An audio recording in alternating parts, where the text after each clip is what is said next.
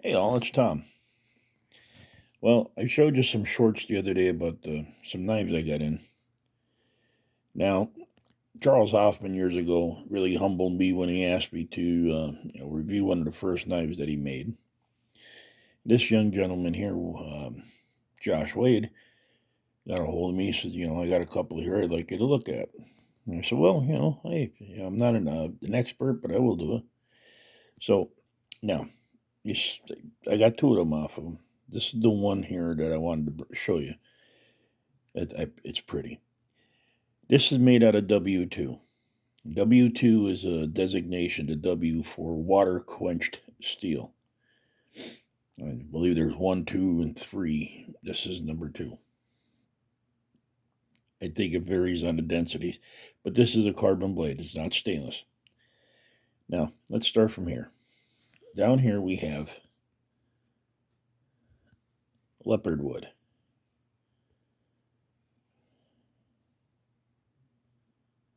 Look at that. That light does not do it justice, trust me. There we go. That is beautiful wood. This is called Paduk. The rest of this knife. Now you got 2 stainless pins in here. Now the origin of this knife was he made it, he quenched it and cracked the tip, so he reprofiled and reground it. So it was a little bit longer. Now what we have here is a 5-inch or 4.5-inch handle. We got a 3 3/4 inch cutting surface. But I want you to look at this blade. You can see the Harmon in there is absolutely stunning. The plunge marks. What I mean by plunge marks is where you plunge into the blade to grind them. Starts up here. And this is a flat grind, by the way. Starts up here, and that is absolutely perfect. They just like I can't explain how perfect that is. Same thing with that side. They both measure the same width from the handle to out here, and the same depth of that little plunge mark down to the blade. That's perfect. Distal taper on this knife is absolutely perfect. It is, I believe this is 3/16, but it's got 2 stainless steel pins, and the handles are contoured. They're rounded here, flat, rounded. It's a full tank construction, and you cannot feel the difference between that blade, that steel, and that handle. Can't feel the pins, nothing. The craftsmanship on this knife is absolutely perfect. Now, as far as cutting is concerned, this thing will shave you. It's a astounding knife. It really is. Kydex sheath.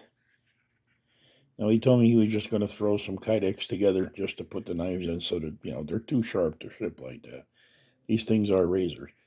So he threw together these Kydex sheaths, which are very nice. I mean, I get a Tek-Lok, which I have one here somewhere, and I can make it either right or left carry.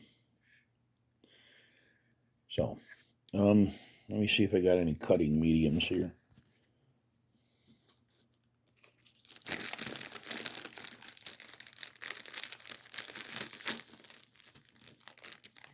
What I've got is an old Pepsi wrapper. Okay, now this is kind of like a Mylar. So we all know how flimsy Mylar is, right?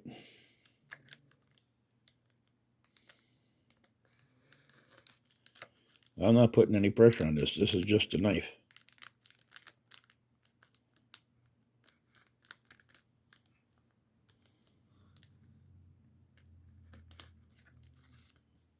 Like butter.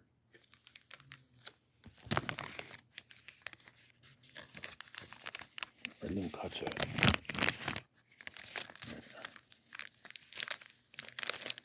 That went through that paper like butter. It's through it. I just can't get my finger to work right. That's the first cut, and that's the second cut. and that's the first cut I made when I first put it down. Alright, so this knife is, like I said, it is a razor. No doubt about it.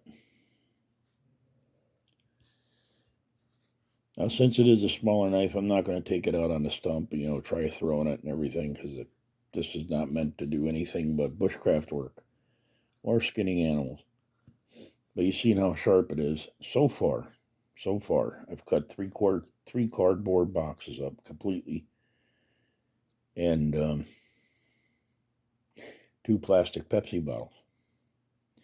That edge, if it was going to start to dull, it'd be starting to dull, and it is not even close. So the gentleman's name is Wade Tools and Knives. He hasn't started a business yet, but he said he will take orders on knives that he already started making, which would be like that little clip point hunter that I had the other day. This I just wanted to bring you tonight because look at that Harmon and the way that metal glows, the fit and finish. This is a flat grind, and let me tell you, it's like a baby. It's that smooth. Beautiful Harmon in there. What a Harmon is right here where the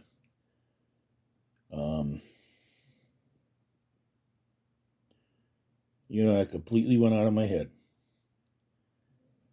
I believe it's where the differential tempering started. But look at that, it is gorgeous. The blade itself, shape itself, I mean, the knife is kind of, curved, but that curve gives you a beautiful, fits your hand perfect to cut with. And if you got to do an underhand skin, look at that, it's perfect, right out in front of you. And it does raise up enough to where if you're doing a deer or whatever, you're not going to cut it. 90-degree spine for a ferro rod is absolute sharp. What a beautiful knife. So this is Tom. You can get a hold of Wade at Wade's Tools and Knives. He's on Facebook also. And, if there's something you might want to order or talk to him about ordering or making, the guy's a great smith. He really is. So, this is Tom. I want to thank you for your time and your patience. If you're not subscribed, please do. Don't forget to share this video out. And we'll see you guys on the next one.